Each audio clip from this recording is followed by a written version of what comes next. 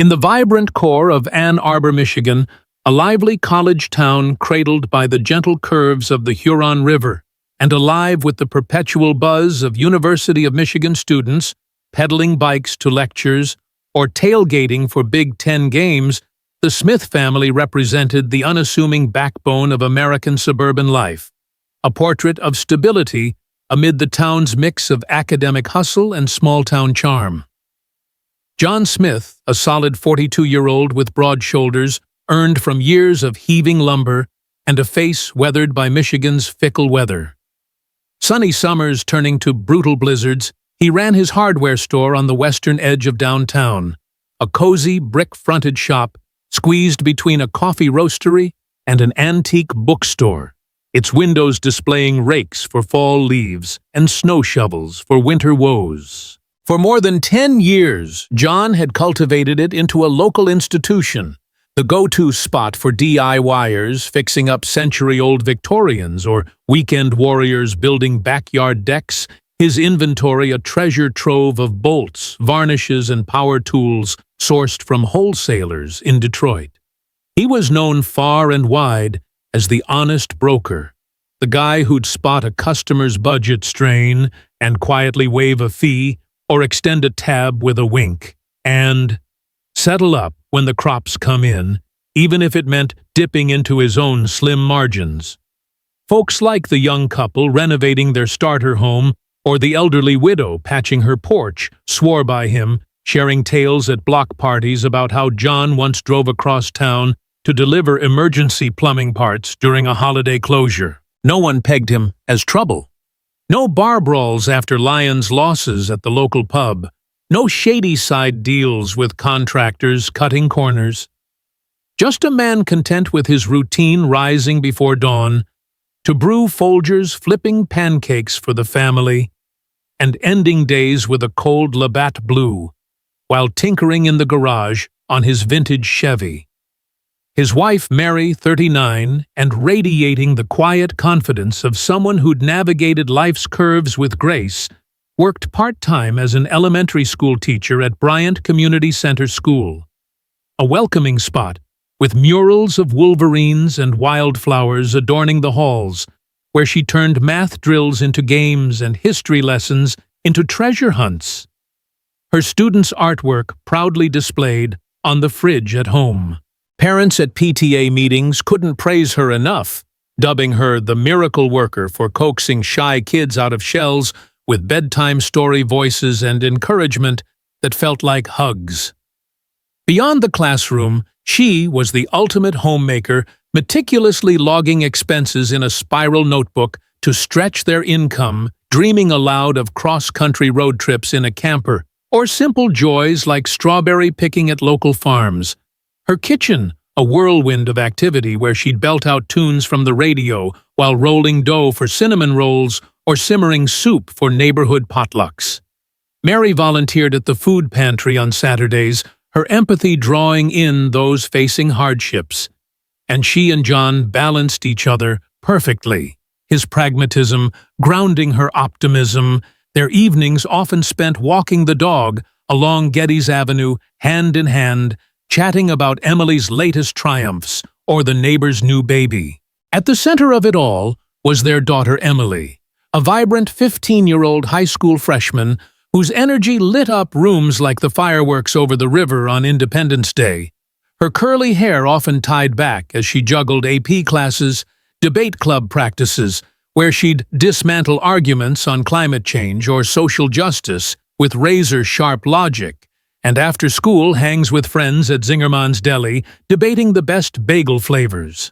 Emily was every parent's dream, top of her class, already eyeing majors in environmental science at U of M, her locker a collage of band posters from local indie shows, and quotes from Malala or Greta Thunberg, weekends filled with volunteering at the Humane Society, walking puppies, or studying under the big oak in her backyard, occasionally helping John at the store by organizing shelves or charming customers with her quick wit. She navigated teen life with poise, no rebellious streaks, like sneaking out for parties or clashing over curfews, just the typical excitements of first crushes whispered to Mary, and dreams of summer camps at Sleeping Bear Dunes. The Smiths' days flowed in harmonious rhythm, a tapestry of everyday rituals that anchored them in Ann Arbor's eclectic fabric: weekday mornings with oatmeal and school runs. Friday, fish fries at a nearby tavern, followed by walks home under street lamps.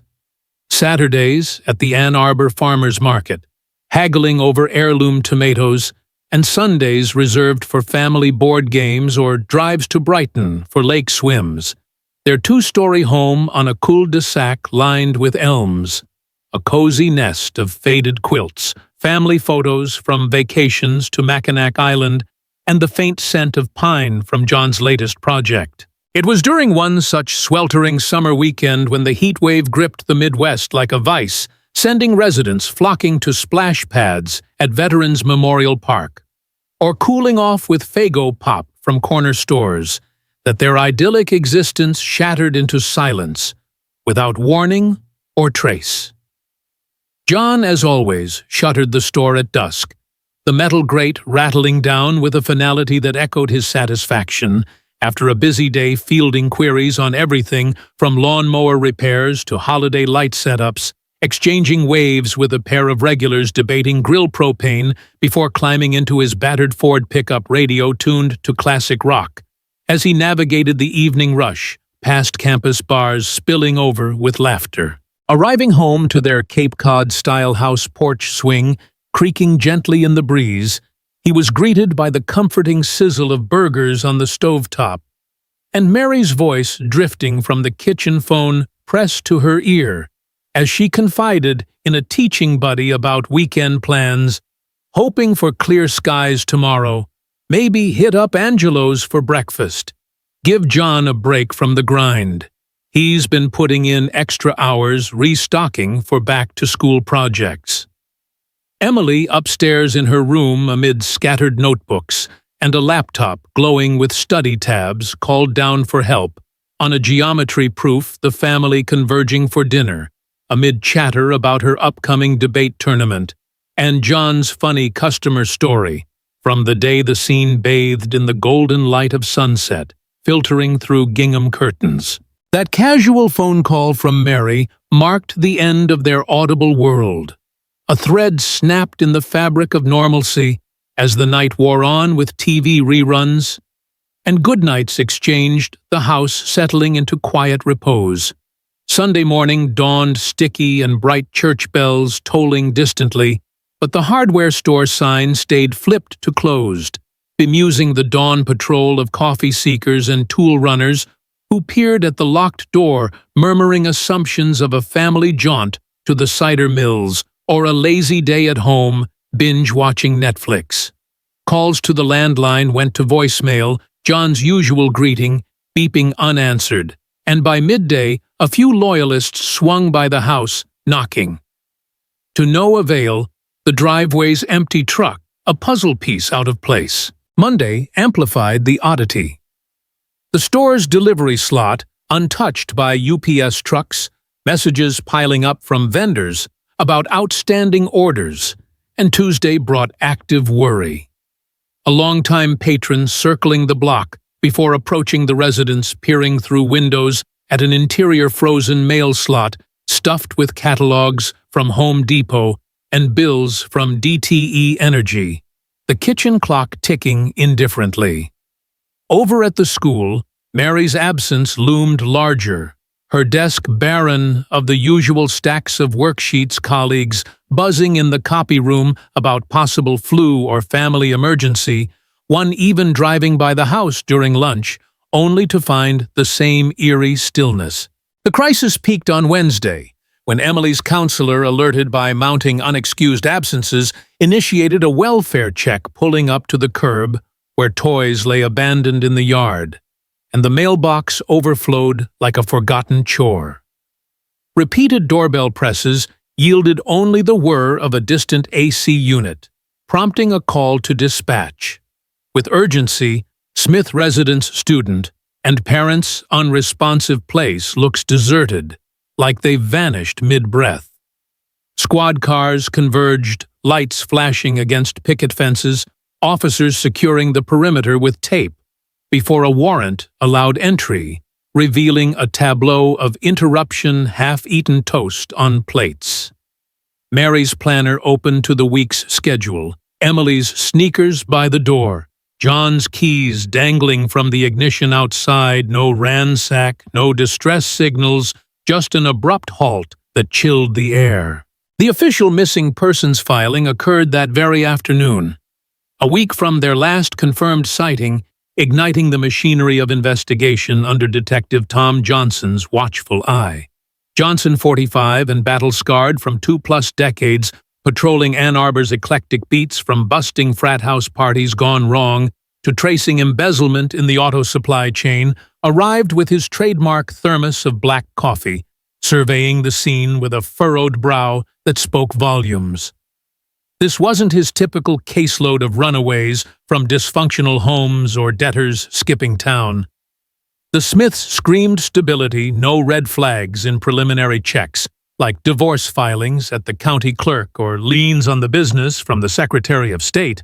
No neighborly gossip of shouting matches or strange visitors under cover of night. His initial team briefing in the precinct's fluorescent-lit conference room outlined the anomalies: financials clean as a whistle, just routine mortgage payments and school fees.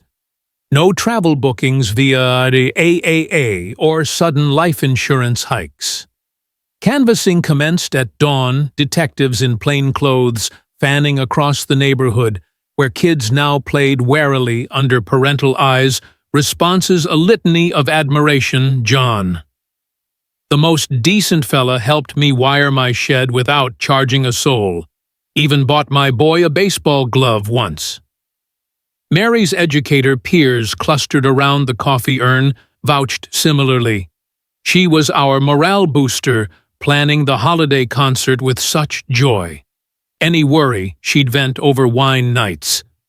Emily's schoolmates gathered in the quad amid autumn leaves affirmed her vibe. Super chill, always sharing notes, talked about homecoming plans, no signs of stress. The uniformity frustrated Johnson, who retreated to his desk piled with Polaroids and notepads, musing over the sole tenuous thread, a late-night diner sighting of a truck resembling John's near the outskirts motel, a dive known for its cheap neon and transient crowd, rather than family stays. Venturing there, he cornered owner Mr. Thompson in the lobby, amid the faint odor of stale smoke and Lysol eliciting a shrug. No families like that. Logs show loners, and semis nothing matches. Entries bore it out, but Johnson's cop intuition tingled at the man's evasive glance. Hamstrung by the Times tech gaps, no smartwatches, pinging locations, no Ring doorbells, capturing arrivals. The probe leaned on persistence, Johnson coordinating with county sheriffs for wider nets, even querying hospitals for John Doe's matching descriptions, but leads evaporated like morning dew. As photocopied flyers, Emily's school photo beaming beside pleas for tips sprouted on lampposts from Carytown to the stadium. Ann Arbor's pulse quickened with unease, families bolting doors earlier and chatting in hushed tones at grocery checkouts about how such normal folks could simply dissolve planting seeds of a mystery that would burrow deep, awaiting the slow turn of years to unearth its buried heart. As the enigma of the Smith family's disappearance settled over Ann Arbor like a persistent fog rolling in from Lake Michigan, Detective Tom Johnson dove headfirst into what would become the most vexing case of his storied career with the local police department. A journey marked by endless dead ends and the slow erosion of hope that tested the limits of his Midwestern grit.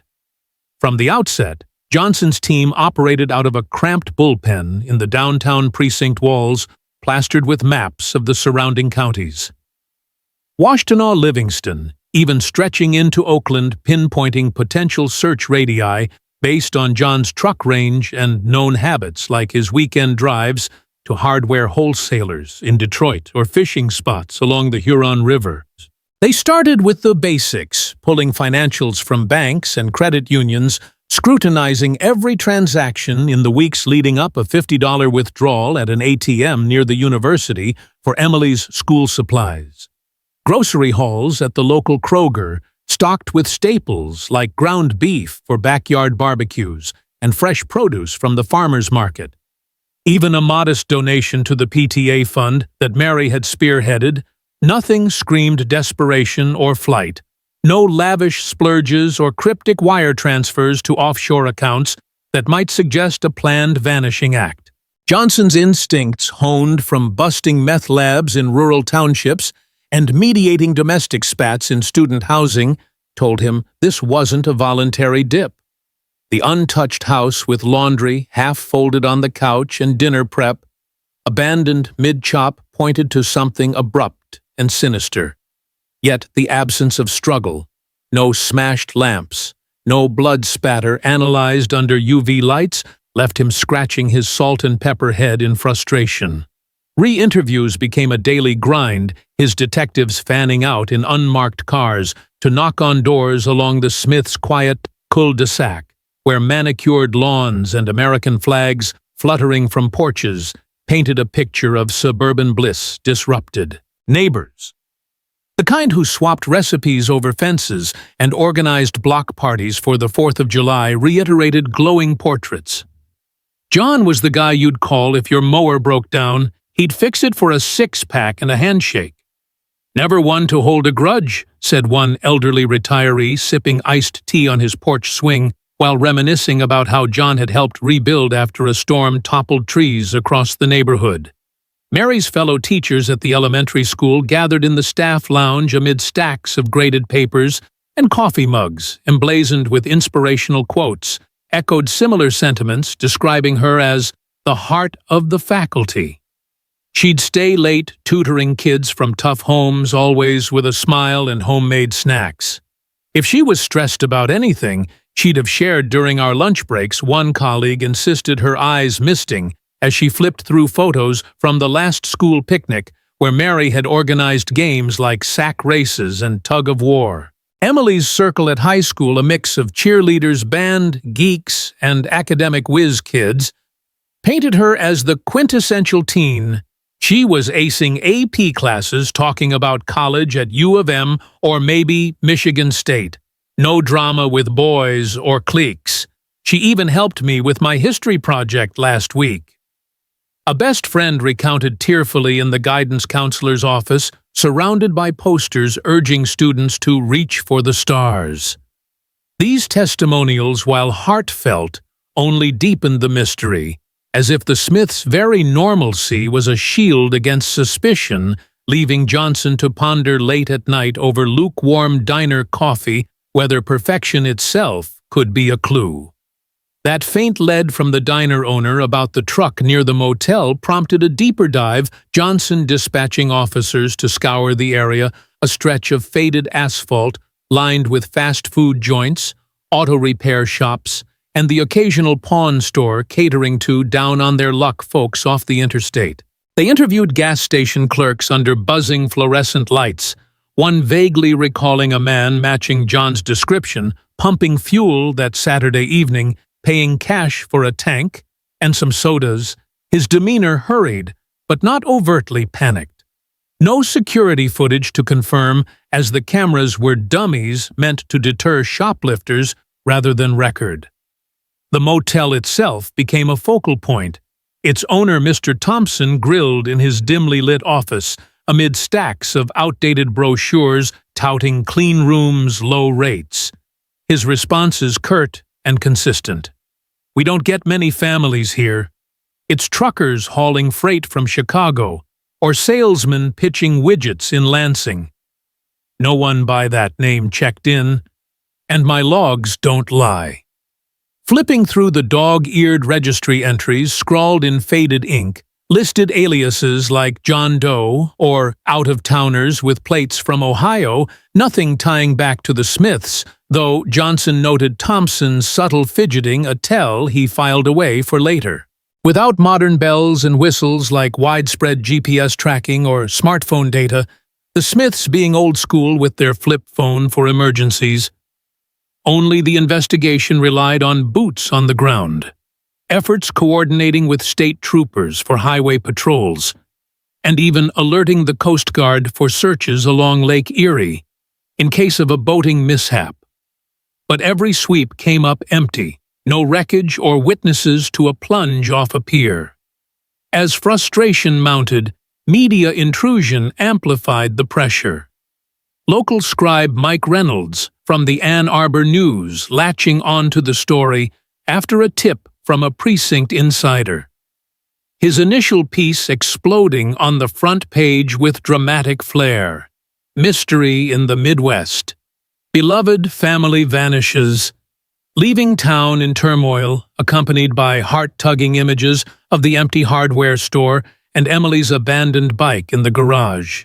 Reynolds, a chain-smoking veteran with a nose for human interest, embedded himself in the community, interviewing Robert Smith over endless cups of Joe at a corner cafe, capturing the brothers' raw anguish.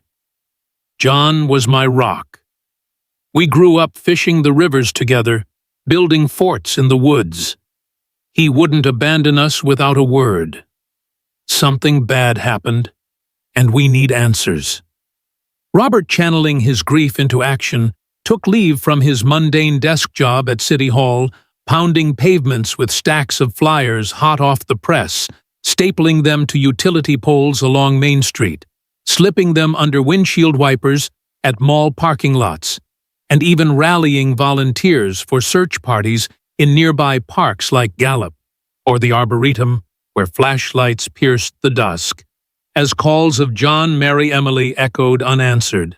His media blitz extended to radio spots on local stations pleading during drive-time shows for tips, and early social media efforts, posting on nascent platforms like Facebook groups for missing persons, where amateur sleuths speculated wildly about cults or witness protection.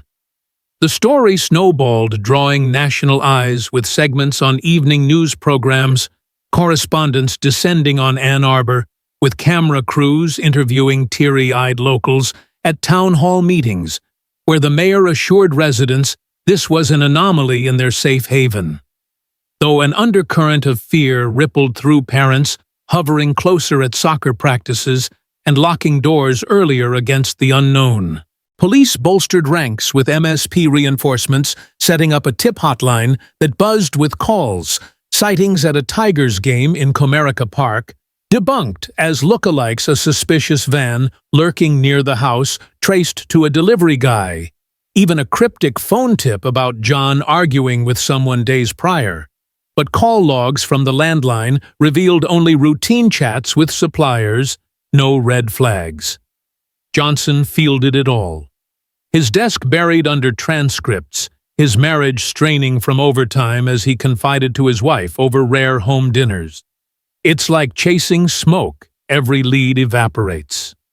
Months morphed into a year, the initial fervor cooling like autumn leaves, media shifting to fresher scandals like campus scandals or economic woes from the auto industry slump.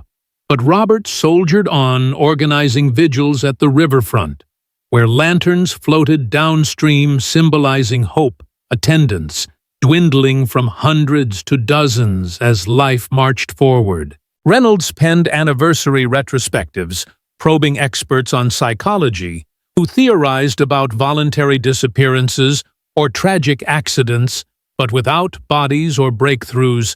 The case slid into cold storage files archived in basement boxes as Johnson's team was reassigned to active crimes like burglaries spiking in student areas. Years ticked by, 2, 4, 6 witness recollections, fading like old photographs, the diner owner admitting over a follow-up call that her memory might be conflating events and potential informants relocating for jobs in booming tech hubs like Grand Rapids or even out west. Johnson, edging toward retirement, occasionally dusted off the file during quiet shifts, musing if emerging tech like better DNA databases might revive it, while Robert aged into his 50s, his annual remembrance events at community centers, drawing sparse crowds of loyalists, his pleas evolving into weary determination. We can't let them become just a story. They're family, and families don't forget. The town adapted new hardware chains, edging out John's shuttered store kids, like Emily's peers graduating and moving on. But a subtle scar remained a cautionary whisper in PTA meetings about stranger danger and financial prudence, the Smith disappearance embedding itself in local folklore as an unsolved riddle, a testament to how even the heartland's heart could harbor unfathomable voids until, against all odds, the threads began to unravel in ways no one could have foreseen. Years had passed since the Smith family's baffling disappearance, turning their story into a faded footnote in Ann Arbor's collective memory. The kind of tale locals recounted over beers at dive bars or during late-night dorm chats at the university, but one that no longer commanded headlines or active police resources. Detective Tom Johnson had retired a few years back, his final case file on the Smiths gathering dust in the cold case unit, a lingering regret he occasionally mentioned at poker nights with old colleagues, wondering aloud if he'd overlooked some crucial detail amid the Midwestern mundanity. The motel on the outskirts, that seedy relic with its peeling paint and flickering vacancy sign, had soldiered on through economic ups and downs, hosting weary travelers off the interstate and the occasional shady deal. Its owner, Mr. Thompson, growing grayer and more reclusive, rarely venturing beyond his cluttered office, where yellowed guest logs mouldered in filing cabinets. But time and neglect caught up. The building's foundation cracked from harsh Michigan winters, wiring frayed from decades of use, and a city inspection deemed it unsafe, slapping on condemnation notices that sealed its fate. The owners, facing mounting repair bills, opted for demolition, hiring a local crew from a construction firm specializing in urban teardowns, the kind that leveled old structures to make way for strip malls or condos catering to the growing student population. Leading the job was foreman Bill Evans, a burly 50-something with calluses from 20-plus years swinging hammers, who approached the task with his usual efficiency, directing bulldozers and hard-hatted workers to strip out fixtures. First sinks, beds, even the outdated vending machines humming in the lobby. The crew worked methodically, starting from the roof, down the air, thick with dust, and the scent of aged carpet, as walls came tumbling in controlled chaos. It was during the gutting of the second-floor rooms, amid the screech of crowbars and the thud of debris into dumpsters, that something peculiar caught Evans's eye. One wall in a corner suite felt unusually thick, its plaster bulging slightly, as if hiding extra insulation. But when a worker swung a sledgehammer, the blow revealed not just studs and wiring, but a hidden cavity, a secret compartment crudely carved into the structure, sealed with mismatched drywall that hadn't been part of the original blueprints. Out tumbled a jumble of items, faded clothing scraps, a dusty wallet, and what looked like identification cards, sending the crew into a stunned silence before Evans barked orders to halt everything and call the cops, his gut telling him this wasn't just forgotten junk, but something tied to darker secrets. "We found some weird stuff in the walls," he reported to the dispatcher, "personal items, like someone's been hiding evidence or something better. Send someone quick." The Ann Arbor PD responded swiftly, blue lights cutting through the afternoon haze, as officers secured the site, yellow tape fluttering like cautionary flags. Leading the revived investigation was Detective Lisa Harper, a sharp 32-year-old rising star, fresh from forensics training in Quantico, her keen eyes and tech-savvy approach, a far cry from Johnson's era of shoe-leather detective work. She specialized in cold cases, armed with the latest in DNA kits and digital analysis tools that could unearth truths from the tiniest traces. Harper arrived on scene in her unmarked sedan, clipboard in hand, surveying the debris with a practiced gaze, before donning gloves to examine the finds. Among the detritus was Emily's high school ID card, its photo showing her youthful smile, and Mary's purse still containing faded receipts, and a library card items that screamed connection to the long-lost Smiths. Word reached Robert Smith almost immediately, a frantic call from a reporter friend pulling him from his desk job. He rushed to the site, his face ashen as he peered at the evidence under Harper's watchful eye, his voice breaking, "Is this really theirs?" After all this time, the discovery ignited a firestorm, media vans swarming the demolition zone as Reynolds dusted off his old notes for a bombshell update, the story exploding anew on local news with headlines like, "Break in Decade, Old Mystery Hidden Cache, Unearthed in Motel Teardown." Harper's team sealed the compartment for forensic sweeps, dusting for prints and swabbing for DNA, while architects pored over blueprints confirming the space was a post-construction addition likely hacked out hastily with basic tools. Its creation dated to around the time of the disappearance, based on material analysis layers of paint and sealant matching products from that era's hardware catalogs. This wasn't accidental. Harper briefed her superiors, "Someone built this to hide something, and the timing lines up perfectly with the Smiths vanishing." Re-interviews kicked off in earnest, starting with former motel staff scattered across the state. Most had moved on to other gigs, waitressing at diners or managing apartments. But Harper tracked them down via social media and DMV records, their memories jogged by the fresh evidence. One cleaner, now in her 60s and retired in nearby Ypsilanti, recalled odd instructions from Thompson back then. The boss suddenly locked off that second-floor room for repairs, told us not to go in for days, said it was plumbing issues, but I never saw any plumbers. Her account meshed with another ex-employee's tale of hearing muffled noises late one night, like furniture being dragged, dismissed at the time as rowdy guests, but now suspicious in hindsight. Thompson himself, now in his mid-60s and living quietly in a trailer park, was hauled in for questioning, his denials echoing his old ones. "I don't know anything about hidden walls, or that family must be squatters or something after I sold the place." But Harper wasn't buying it. Inconsistencies piled up like gaps in his repair logs, and alibis that didn't align with utility bills showing unusual power usage that weekend. Advanced forensics bolstered the case. Fingerprints lifted from Emily's ID, matched partials from motel surfaces, and a receipt from a nearby convenience store in Mary's purse time-stamped their presence blocks away. That fateful night, the clerk still manning the same counter, vaguely recalling a tense-looking family buying snacks, the dad seeming on edge. Harper cross-referenced it all, building a timeline that placed the Smiths at the motel, her whiteboard filling with arrows and photos as the puzzle pieces clicked. Johnson, pulled from retirement as a consultant, nodded approvingly during briefings.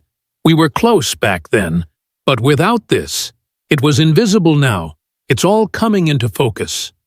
The diner owner from years ago, her memory sharpened by the news, added details. "I heard scraping sounds that night, like someone working inside, and voices muffled but urgent." Pressure mounted on Thompson as Harper's interrogations grew pointed, his sweat-beaded brow betraying nerves under the fluorescent lights of the interview room. A breakthrough loomed when Thompson's son, now a grown man in his 30s working as an accountant in Detroit, contacted the PD anonymously, at first, then showed up, trembling. Dad came home that night acting weird, clothes, messed up hands, scraped like he'd been digging or fighting. His account of his father's changed demeanor, sleepless nights increased. Drinking cracked the facade, setting the stage for revelations that would shatter the decade-long enigma. As the investigation hurtled toward truth, Ann Arbor buzzed once more. The community's long-dormant hope reigniting amid the rubble, proving that even buried secrets eventually see the light. With the weight of mounting evidence bearing down like a Michigan snowstorm, Mr. Thompson's fortress of denial finally cracked under Detective Lisa Harper's relentless interrogations. The sterile confines of the Ann Arbor PD interview room turning into a confessional. As his son's testimony echoed through the walls, a damning account that painted the once stoic motel owner as a man haunted by shadows. The son, Mark Thompson, had carried the burden for years, his father's abrupt change that fateful night, a disheveled return home with blood-stained clothes and trembling hands gnawing at him like an unsolved riddle. But family loyalty and fear had kept him silent, until the demolition unearthed the truth, compelling him to step forward with a voice laced with regret. Dad wasn't the same after that weekend. He'd stare off into space, hit the bottle harder, muttering about mistakes that couldn't be undone. I always suspected something terrible, but confirming it now, it's like lifting a curse. Harper seized the moment, presenting Thompson with a cascade of irrefutable proof, the forensic timeline pinning the hidden wall's construction to mere days after the Smiths' last sighting fingerprints. Linking family items to motel surfaces, the convenience store receipt. Placing John there with a grim expression, and now this insider betrayal that shattered any lingering alibi. Thompson slumped in his chair, the fight draining from his weathered face, and after a heavy silence broken only by the hum of the recorder, he began to spill the decade-old secrets, his words tumbling out in a hoarse whisper that filled the room with the ghosts of that ill-fated night. It started, he confessed with a seemingly innocuous loan years earlier. John, eager to expand his hardware store amid a local building boom, had borrowed a substantial sum from Thompson, a side hustle the motel owner ran under the table, to supplement his meager profits, preying on small business folks in tight spots with high-interest terms that skirted the edges of legality in those less regulated days. John had fallen behind on payments, good intentions eroded by slow seasons and unexpected costs like a leaky roof at the shop. But Thompson, facing his own financial squeeze from rising property taxes and motel upkeep, grew impatient, escalating from polite reminders to veiled threats delivered over late-night calls that John kept hidden from Mary to spare her worry. That sweltering weekend, Thompson demanded a face-to-face at the motel, insisting John bring the family as collateral to underscore the seriousness, framing it as a neutral spot for negotiation, but intending the isolation to amp up the pressure, a tactic he'd used before with delinquent borrowers. The Smiths arrived under duress, John tense, behind the wheel, Mary sensing something off, but attributing it to work stress, Emily oblivious in the back seat, with her headphones blasting pop tunes. What unfolded in that second-floor room was a powder keg of desperation. Words turned heated as John pleaded for more time, citing the family's stability and his steady job. But Thompson, fueled by his own frustrations, and perhaps a few drinks beforehand, refused, demanding immediate repayment or consequences that hinted at ruinous exposure. Tempers flared into a physical scuffle, pushes escalating to grapples amid the cheap furniture, until Thompson shoved John hard against the wall, the impact cracking his skull with a sickening thud. John crumpled unconscious at first, but as minutes ticked by without revival, panic set in, his breathing shallow, then still a tragic accident, morphing into manslaughter in the blink of an eye. Mary and Emily, witnessing the horror from the corner where they'd huddled in fear, erupted in screams, Mary lunging for the phone to call 911. While Emily sobbed uncontrollably, but Thompson, his mind a whirlwind of terror at the prospect of prison and ruin snapped, he silenced them in a frenzy, hands closing around throats in a desperate bid to contain the catastrophe. The room falling silent save for his ragged breaths as the reality of 3 lives extinguished sank in. Overwhelmed, he spent the following nights alone in the motel tools from his maintenance shed, carving out that hidden cavity to stash incriminating items like wallets and IDs, intending to dispose of them later, but paralyzed by paranoia, sealing them away instead, while he buried the bodies in a remote wooded area off a back road, a spot he'd scouted during hunting trips, covering his tracks with leaves and dirt under cover of darkness. For years, the guilt festered like an untreated wound, nightmares replaying the scene as he drowned sorrows in whiskey, his business limping along, until the demolition forced the reckoning. Harper listened impassively, her team verifying details in real-time, soil samples from the described burial site yielding grim confirmations as excavators unearthed remains, DNA tests sealing the match to the Smiths, allowing Robert to finally lay his brother, sister-in-law, and niece to rest in a quiet ceremony at a local cemetery. Tears mingling with autumn rain as the community gathered in solidarity. Thompson's confession led to swift charges, manslaughter for John, upgraded to murder for Mary and Emily, his trial unfolding in the county courthouse amid media frenzy. Reynolds chronicling every twist for a rapt audience. The prosecution painting him as a predatory lender whose greed birthed the tragedy. While the defense argued panic over intent, but the jury, swayed by the hidden evidence and familial betrayal, delivered a guilty verdict on all counts, sentencing him to life without parole. The gavel's echo a punctuation to a decade of deception. As Thompson was led away in chains, he muttered apologies that rang hollow, his once impenetrable facade reduced to a broken man's remorse. The aftermath rippled far beyond Ann Arbor, transforming the Smith case into a catalyst for change across Michigan and beyond, exposing vulnerabilities in everyday American life that demanded reform. First, the motel's lax security spotlighted gaps in hospitality regulations. Back then, budget lodgings often skimped on cameras and guest logs, creating blind spots for crime. In response, state lawmakers pushed through bills mandating CCTV in common areas for all accommodations over a certain size, with footage retention for at least a month, and stricter ID verification to deter anonymity, measures that spread to neighboring states as advocacy groups cited the Smiths as a cautionary tale. Cold case protocols got an overhaul too, with the Michigan State Police establishing dedicated units inspired by Harper's success teams, blending veteran detectives like Johnson with tech whizzes to revisit unsolved files using advanced DNA databases and AI-driven pattern recognition, cracking several long-dormant mysteries in the years following, from rural abductions to urban vanishings.